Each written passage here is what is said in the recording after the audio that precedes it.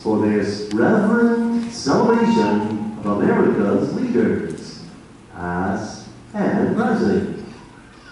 Now, the Walt Disney World Resort proudly presents the Hall of Presidents. This program is dedicated to the memory of Walt Disney. In 1971, his love for America inspired the creation of the Hall of Presidents, a place to celebrate the optimism and goodwill he saw at the heart of the American story. Walt's vision was to honor the nation by honoring the American presidency.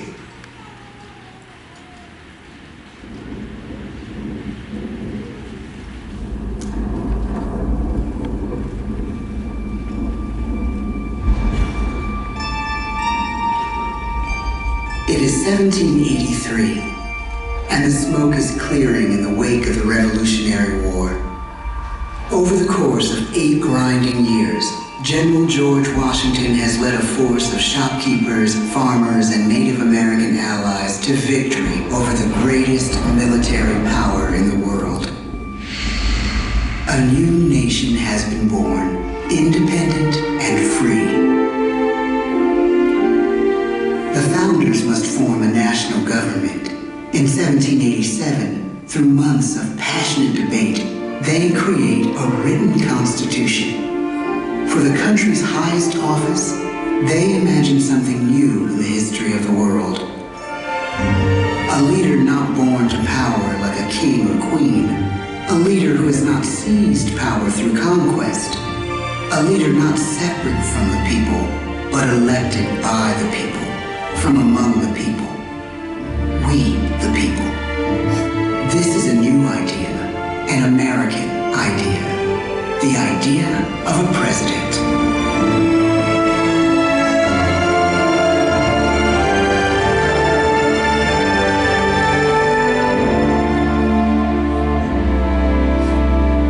The people don't know exactly what a president will be, but there is little doubt who it will be. George Washington's stature and bearing have marked him as a leader. His integrity has made him a great one. Washington knows that many generals who have led successful revolutions make themselves dictators or kings. Instead, he steps down from power and retires to his home, Mount Vernon. The world takes note, and George Washington becomes the symbol of American ideals. In the first presidential election, it's Washington by a landslide. The only doubt seems to be his own. He writes, "Integrity and firmness is all I can promise.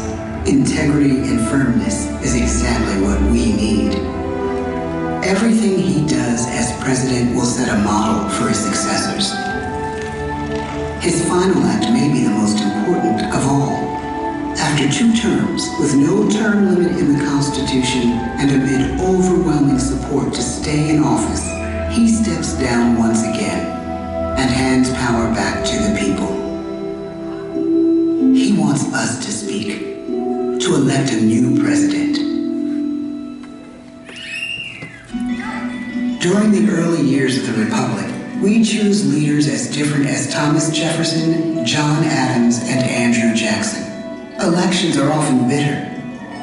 Each president stands at that fiery intersection where personal character meets the challenges of the times. Some call the presidency a glorious burden. Jefferson calls it a splendid misery. We, the people, must choose well. We elect 15 presidents before the course of history brings us to the edge of a crisis like no other. A nation born of freedom still permits slavery. As the country pushes west, will new states be slave or free? The question produces bitter conflict. The issue rocks the election of 1860 and brings Abraham Lincoln onto the national stage.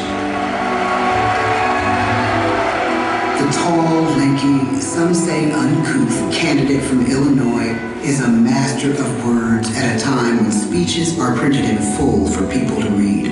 A house divided against itself cannot stand, he has said. With Lincoln's election, the House does indeed divide. Civil War. 11 states secede from the Union. The war becomes a defining passage in the American story. The president's own inner strength and depth of character changed the course of history. Lincoln had come up the hard way on the American frontier, desperately poor, with less than a year of formal schooling. His early years were scarred by tragedy, the death of his mother, his sister, his first love. He struggles with depression, but never loses his determination to rise above it. He once said he's driven by a desire to leave the world a little better place for having lived in it. The war rages. Lincoln fights to preserve the Union and end slavery. Neither is a sure thing. At Gettysburg, Pennsylvania, 6 months after one of the bloodiest battles of the war, the president dedicates a cemetery to the thousands of soldiers who died there, in words we can never forget.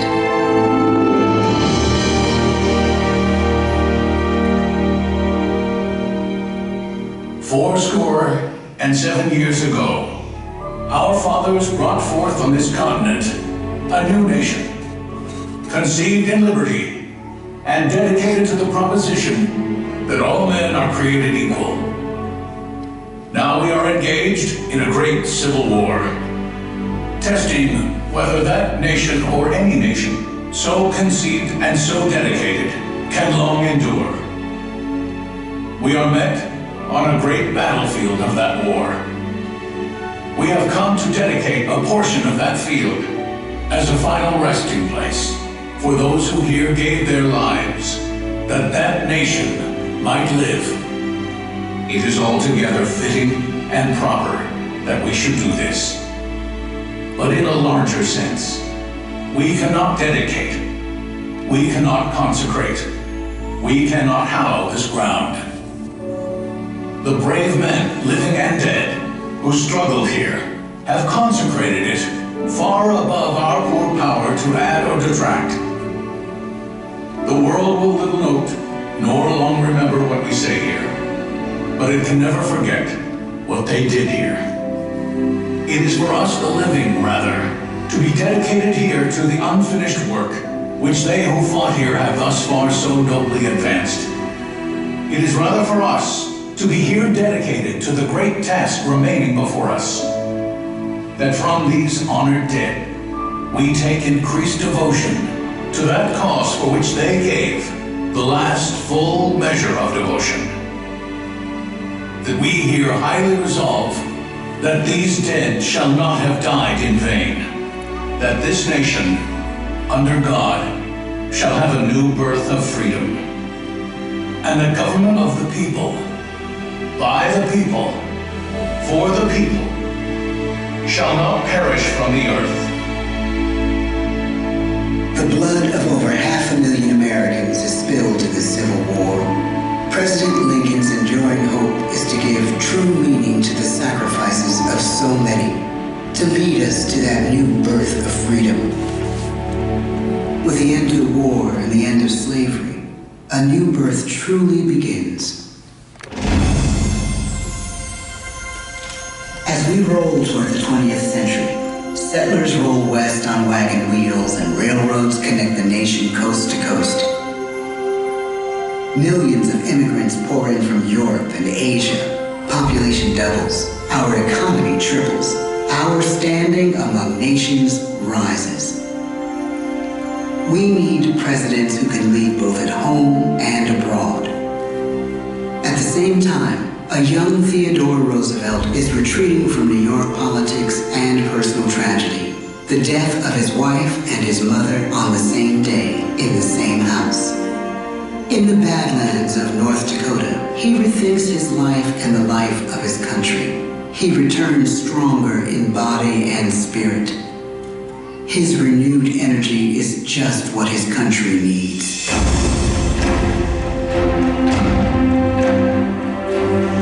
American industry is booming, but social tensions are rising. A progressive movement is bubbling up, pushing for change, and change is needed in the working and living conditions in cities. The gap widens between rich and poor. The demand for change grows stronger. Teddy Roosevelt is a knight on a crusade. He speaks with force and vitality in clear terms that make colorful headlines at a time when mass-market newspapers have become the new media. To define his foreign policy, he borrows a phrase from an African proverb: speak softly and carry a big stick. But his greatest accomplishments are made at home. He breaks up giant monopolies, protects workers' rights, and calls for a square deal for all Americans, rich and poor, capitalist and wage earner. And a square deal for every man and everyone in the United States. He calls on America to be as great as the natural grandeur of its lands.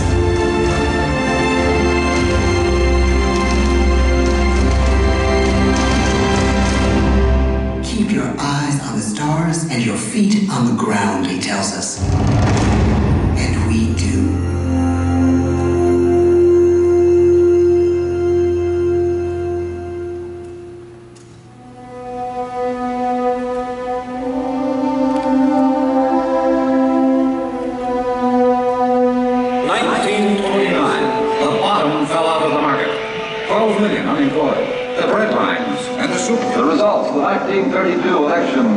When we elect our 32nd president, it is the worst of times. The course of history and the course of one president's life again shape a turning point in our national destiny.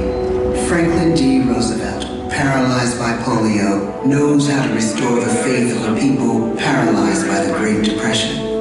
I believe in practical explanations and in practical politics. He has found the inner strength his countrymen now need. He speaks to us like a friend, a neighbor. His optimism is contagious, his voice perfect for the latest breakthrough medium, radio. He calls us to believe we have nothing to fear but fear itself. And we do believe. Tonight's attacks on England are perhaps the most widespread of the war in the course of the day. But an even greater challenge dominates his final years in office: the Second World War.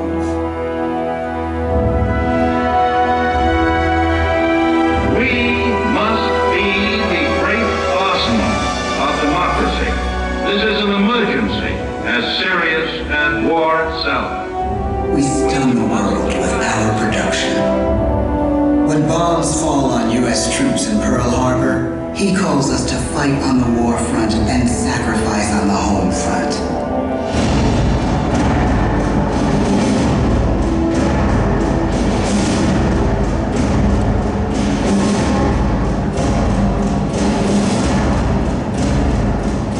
The harder the sacrifice, the more glorious the triumph. So spoke America in the year 1776. So speak Americans today.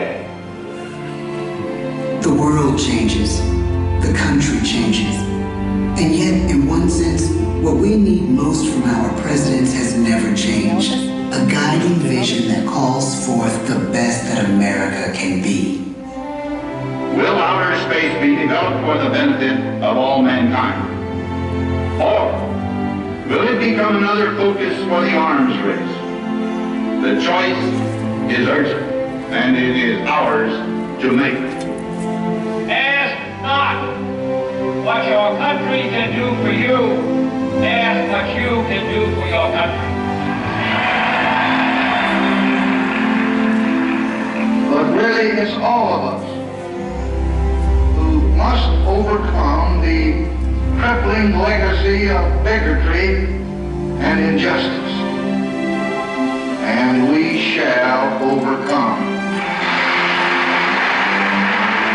The One of the agreements that President Sadat and Prime Minister Begin are signing tonight is entitled A Framework for Peace in the Middle East. Mr. Gorbachev, tear down this wall. You have lost too much, but you have certainly not lost America. I can hear you. The rest of the world hears you. Loving this country requires a willingness to speak out for what is right, to shake up the status quo. That's America. Your presidency is no longer just an idea. It is an idea with a proud history. Ladies and gentlemen, the presidents of the United States of America.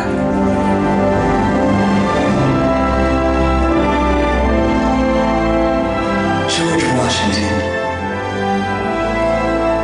John Adams, Thomas Jefferson, James Madison, James Monroe, John Quincy Adams, Andrew Jackson, Martin Van Buren, William Henry Harrison,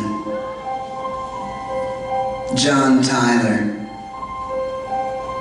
James K. Polk, Zachary Taylor, Millard Fillmore, Franklin Pierce, James Buchanan, Abraham Lincoln, Andrew Johnson, Ulysses S. Grant, Rutherford B. Hayes, James A. Garfield, Chester A. Arthur, Grover Cleveland, Benjamin Harrison, William McKinley, Theodore Roosevelt, William Howard Taft, Woodrow Wilson, Warren G. Harding, Calvin Coolidge, Herbert Hoover, Franklin D. Roosevelt, Harry S. Truman, Dwight D. Eisenhower, John F. Kennedy, Lyndon B. Johnson, Richard M. Nixon, Gerald R. Ford, Jimmy Carter, Ronald Reagan, George Bush, Bill Clinton, George W. Bush, Barack Obama, Donald Trump,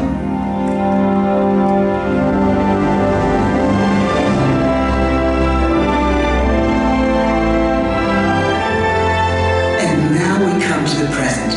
Once again, we place our trust in the idea of a president, as we have from the beginning. My fellow citizens, no event could have filled me with greater anxieties than that notification on the 14th day of April, 1789, that you had selected me to lead our nation. But it was with the confidence of my fellow citizens that I took an oath. 35 simple words that have been repeated by every American president throughout history. I, Joseph Robinette Biden Jr., do solemnly swear that I will faithfully execute the office of President of the United States and I will, to the best of my ability, preserve, protect, and defend the Constitution of the United States. So help me God. The presidency of the United States is a role unique in the world, an office entrusted to each president by us, we the people. Therein lies the genius of that new idea, now over 200 years old. A new idea our presidents have turned into a great American idea again and again.